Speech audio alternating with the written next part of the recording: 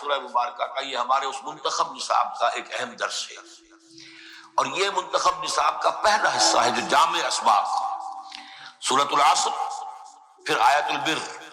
تیسرا سبق یہ ہے، اس لیے کہ اس میں بھی وہ انسان کی نجات کے لیے جو چیزیں لازم ہیں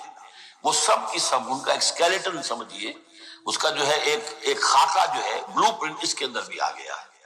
اور یہ اصل میں ایک ایسے شخص کی مثال ہے جو نہ خود نبی تھے نہ کسی نبی کے پیروکار تھے، لیکن وہی جو بات میں نے بارہا آپ سے عرض کی ہے کہ سلیم الطبع انسان، سلیم الفطرت انسان اور سلیم العقل انسان، فطرت کج نہ ہوئی ہو، پرورٹڈ نہ ہو، اور انسان کی عقل جو ہے اس کے اوپر پردے نہ پڑ گئے،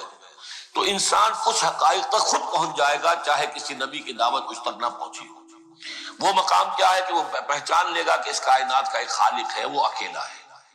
وہی اس کا مدبر ہے، وہی چلا رہا ہے، وہ تمام صفات کمال سے بتمام کمال متصف ہے۔ پھر یہ کہ اس نے جو ہمیں پیدا کیا ہے تو زندگی صرف یہ زندگی نہیں ہے بلکہ کوئی اور زندگی بھی ہوگی، اس کے پاس لوٹنا بھی ہوگا، ہم اس کی طرف جائیں گے اور پھر ہمیں اپنے اعمال کا محاسبہ وہاں پر فیس کرنا ہوگا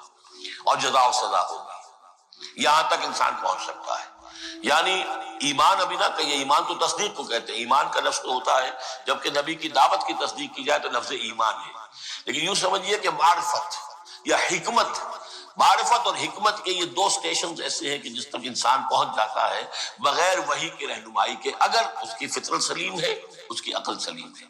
اس کے بعد وہ سوال کرتا ہے، یہی میں نے سورہ فاتحہ میں آپ کو بتایا تھا کہ سورہ فاتحہ دعا ہے، لیکن کس شخص کی دعا ہے؟ عام آدمی کی دعا نہیں ہے، وہ ہمیں تلقین تو کی گئی ہے، نماز میں ہم وہی پڑھتے ہیں، لیکن اس میں پیش نظر کیا ہے کہ ایک شخص جو اپنی سلامتی طبع، سلامتی فطرت، سلامتی عقل سے یہاں تک تو پہنچ گیا کہ الحمدللہ رب العالمین الرحمن الرحیم مالک یوم الدین ایاک نعبد، یہاں تک تو وہ پہنچ گیا ہے۔ اے رب پھر تیری ہی بندگی کرنی چاہیے، تیری ہی مرضی پر چلنا چاہیے، لیکن تیری مرضی کس شے میں ہے یہ ہمیں معلوم نہیں، تو کس چیز سے راضی ہوتا ہے، کس سے ناراض ہوتا ہے یہ ہمیں معلوم نہیں، تیری بندگی کیسے کریں یہ ہمیں معلوم نہیں۔ تو اس سے آگے پھر ہے وہ جو اہدنا الصراط المستقیم، ایاک نعبد و ایاک نستعین اہدنا الصراط المستقیم۔ تو ایسی ایک شخصیت تھی حضرت لقمان کی، جہاں تک روایات ہیں ان سے معلوم ہوتا ہے کہ یہ حبشی النسل تھے۔ نوبیا ایک جگہ ہے کہ جو سوڈان اور یوں سمجھیے کہ مصر کے تقریباً درمیان یا سرحد پر ہے، وہاں یہ رہتے تھے اور کارپینٹر تھے، لیکن یہ کہ اللہ تعالیٰ ذہانت اس کو بھی چاہے دے دے،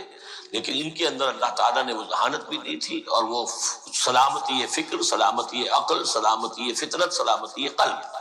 اس کے نتیجے میں وہ اس چیز تک پہنچ گئے تھے، توحید تک، اور اس کے ساتھ ہی یہ ہے کہ اعمال انسان کے جو ہیں وہ ضائع جانے والے نہیں ہیں، ان کا کوئی نہ کوئی بدلہ مل کر رہے گا۔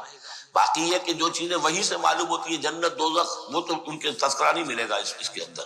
جو چیزیں، اور کسی رسول کا تذکرہ بھی نہیں ملے گا، اس لیے کہ وہ کسی رسول کے امتی ہوتے تو تذکرہ کرتے۔ یہاں انہوں نے جو اپنی ایک حکیم اور دانا انسان نے اپنے ساری عمر کے سوچ کا جو لب لباب ہے، خلاصہ ہے، حاصل ہے، وہ اپنے بیٹے کو اپنے انتقال کے وقت وصیت کی شکل میں منتقل کیا ہے، اور اس کو اللہ تعالیٰ نے قرآن میں نقل کر دیا، کیونکہ ان کے اقوال کوٹ کیے جاتے تھے، جیسے ہم وہ تقریر کرتے ہیں تو کبھی علامہ اقبال کا حوالہ دیتے ہیں، ان کا شعر کوٹ کر دیتے ہیں، کبھی کسی اور کا،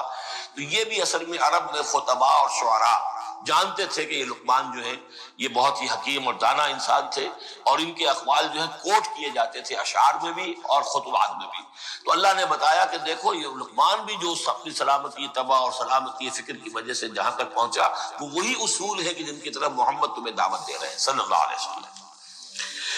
وَلَقَدْ آتَيْنَا لُقْمَانَ الْحِكْمَةَ، اور ہم نے لقمان کو دانائی عطا کی۔ تو دانائی کا نتیجہ کیا تھا؟ انشکر للہ، کہ شکر کرو اللہ کا۔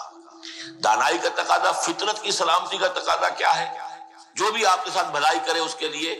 ایک احسان مندی کی جذبات آپ میں پیدا ہونے چاہیے، اگر نہیں ہو رہے تو فطرت جو ہے پرورٹڈ ہے، بس ہو گئی، جو بھی بھلائی کرے۔ اور عقل کا تقاضا کیا ہے کہ اصل جو ہے منعم اس کو پہچان لیا جائے، اور وہ اللہ ہے۔ تو نتیجہ کیا نکلے گا؟ وہ سلامتی طبع جمع سلامتی عقل، تو اللہ کو پہچان لیا جائے اور کہا جائے الحمدللہ، جہاں سے قرآن مجید شروع ہوتا ہے، انشکر للہ، کہ شکر کرو اللہ کا۔ ومن یشکر فانما یشکر لنفسہ، جو کوئی بھی شکر کرتا ہے تو وہ شکر کرتا ہے اپنے ہی بھلے کے لیے، اپنے ہی فائدے کے لیے۔ ومن کفر فان اللہ غنی حمید، اور جو کفران نعمت کرتا ہے، ناشکری کرتا ہے، اللہ تو غنی اور حمید ہے۔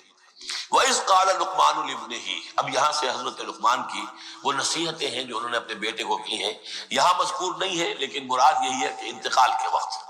جیسے کہ کوئی شخص دولت مند ہے تو وہ اپنے انتقال کے وقت اپنے بیٹوں کو، یا اگر بیٹا ایک ہی ہے تو اسے بتائے گا کس سے لینا ہے، کس کو دینا ہے، کیا حساب کتاب ہے، کہاں کہاں میرے ایسٹس ہیں، کوئی دفینہ ہے تو بھی بتائے گا کہ میرا وہاں فلاں جگہ پر دولت دفن ہے۔ ایک حکیم انسان کے پاس اصل شے اس کی ساری عمر کے غور و فکر کا جو حاصل ہے کہ میں نے جو کچھ سوچا ہے، میں نے جو کچھ بھی حاصل کیا ہے اپنی فطرت سلیمہ اور عقل سلیم کی رہنمائی میں، وہ میں تمہیں منتقل کر رہا ہوں۔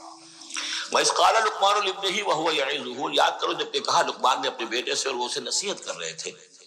یا بنی لا تشرک باللہ، نمبر 1 اللہ کے ساتھ شرک مت کی، ان الشرک لظلم عظیم، یقیناً شرک بہت بڑا ظلم، بہت بڑا ظلم، سب سے بڑی ناانصافی۔ عربی زبان میں ظلم کہتے ہیں وضع الشیء فی غیر محلہ، کسی شے کو ہٹا کر اس کی اصل مقام سے ہٹا کر کہیں اور رکھ دینا، یہ ظلم ہے۔ اللہ خالق ہے تنہا، باقی سب مخلوق ہے، اب آپ نے مخلوق میں سے کسی کو اللہ کے برابر کر دیا، یا اللہ کو کسی اعتبار سے گرا کر مخلوق کے سب میں لا کے کھڑا کر دیا، تو اس سے بڑا شر، اس سے بڑی ظلم، اس سے بڑی ناانصافی، اس سے بڑا ظلم کوئی نہیں۔ وَإِذْ قَالَ لُقْمَانُ لِابْنِهِ وَهُوَ